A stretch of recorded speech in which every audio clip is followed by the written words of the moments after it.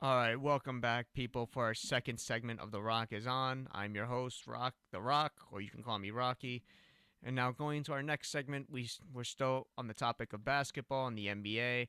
Now, like I discussed in the previous segment, how will the NBA move on from Kobe Bryant, or what will the NBA be like moving on from Kobe Bryant, or once Kobe Bryant retires? How is it going to shape up? How's it going to form? That was my first question of in regard to after Kobe Bryant retires.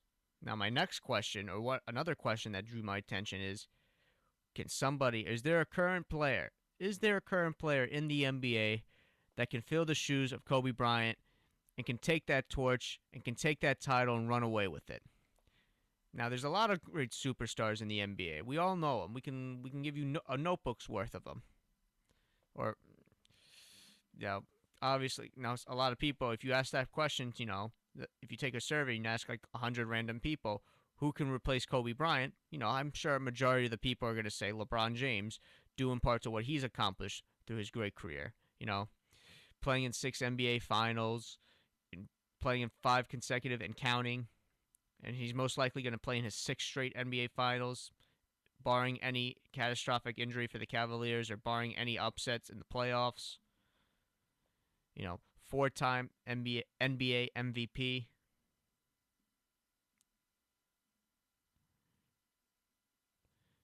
Excuse me, yeah, 4-time NBA MVP, 2-time NBA champion, and 2-time NBA Finals MVP. And LeBron, in a way, has that competitiveness, just like Kobe, but it's not. It's way different. Kobe has a much more higher competitiveness than LeBron because LeBron at times some people can portray him as a prima donna you know just complains that he doesn't get the calls or nothing goes his way. Where you don't see that with Kobe Bryant, but you can't disregard what LeBron James has accomplished in the NBA. You can't.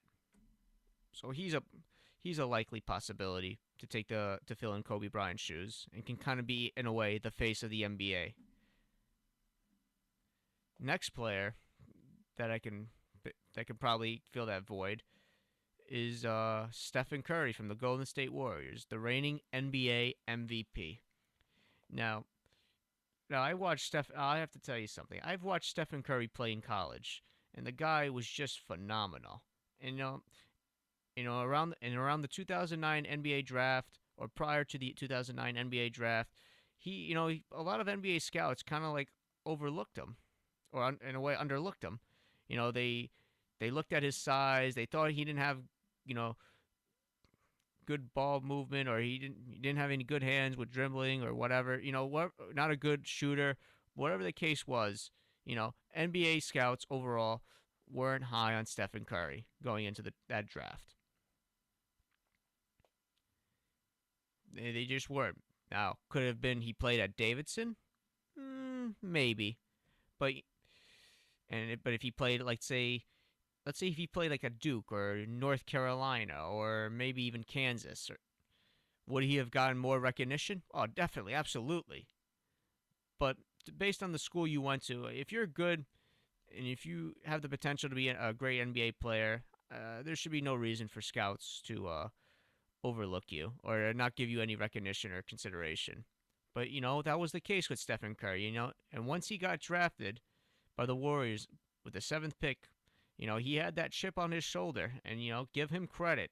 You got to give him credit. From where he started to where he is now, he just elevated his game. Just elevated it. And then at the time, the Knicks were rumored to get him, or were rumored to fall for him, though. But unfortunately, the Warriors had the pick before them, and they got Stephen Curry. And the rest was history. That with that pick, that could have changed the whole Knick franchise. Could have changed the whole Knick franchise. Who knows? Maybe they struck gold with Porzingis, but that's another question for another day.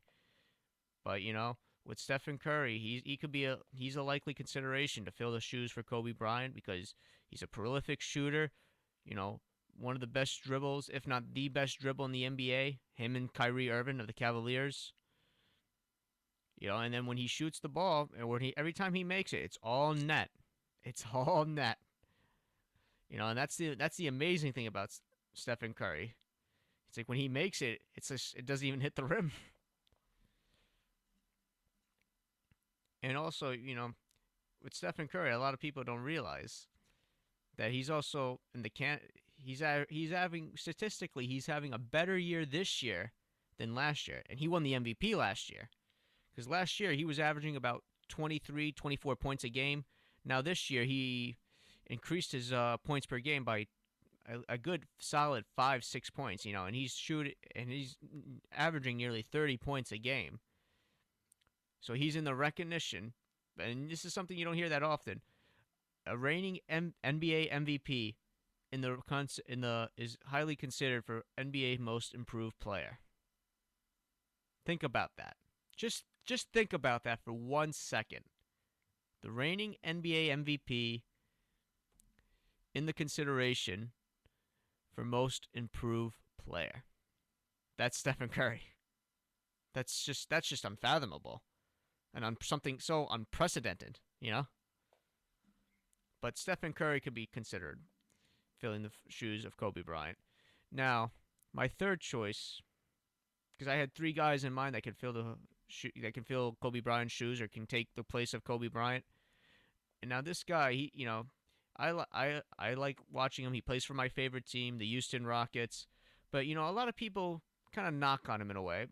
Now, is it because he doesn't play great defense, or because he went out with a Kardashian? We don't know.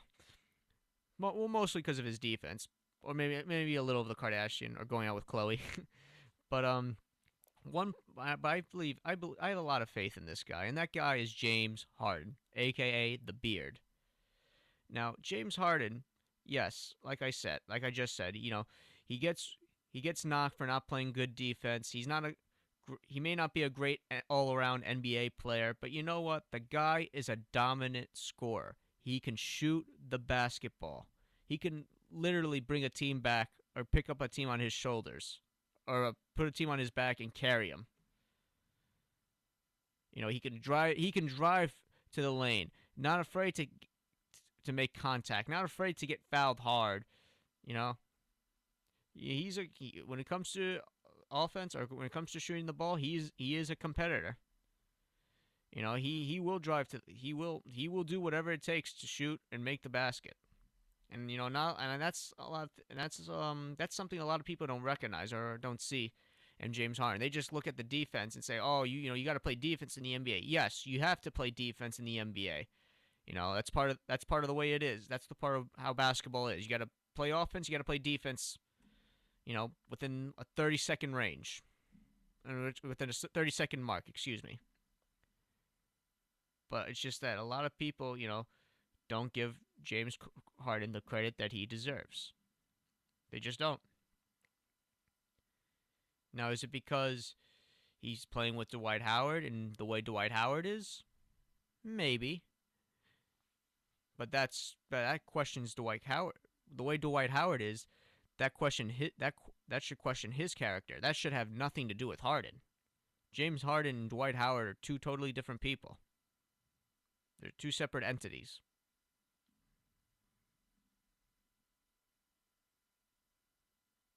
And personally, I think it's really unfair how James Harden can get so much criticism based on, the players or his surrounding cast is. I mean, look at Stephen Curry. He's got Klay Thompson. He's got Andre Iguodala. He's got Draymond Green.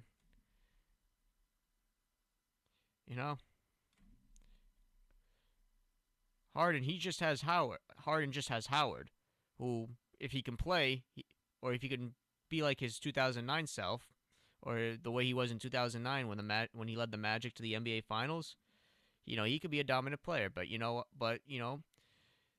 Dwight Howard's toughness gets put into question, and at times, James Harden kind of gets mixed or kind of gets put together with that, and I don't think that's fair for James as a player. because he's one of the most dynamic players in the NBA, and I think he should be he should have some consideration of filling in Kobe Bryant's shoes, in my opinion. This concludes our second segment.